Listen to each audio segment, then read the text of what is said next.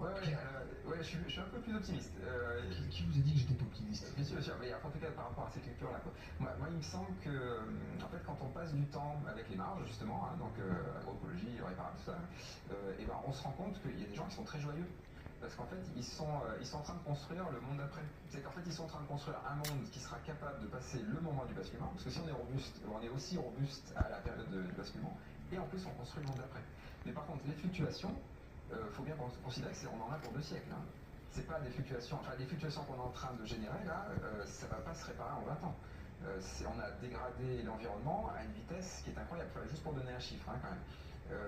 Donc c'est le fameux chiffre, hein, en 30 ans, on a perdu 80% des insectes en masse. Donc on pourrait se dire, oh, bah, ça c'est déjà arrivé.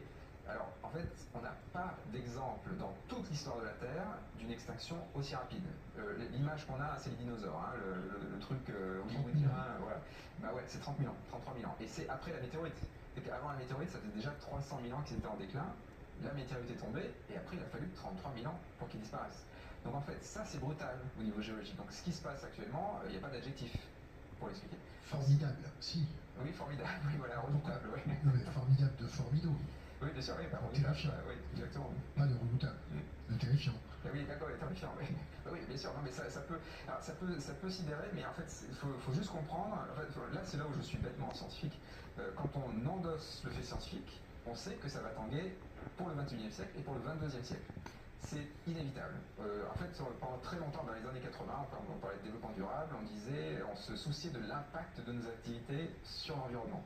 Mais maintenant, il faut changer de logiciel, il faut se soucier de l'impact de l'environnement sur nos activités.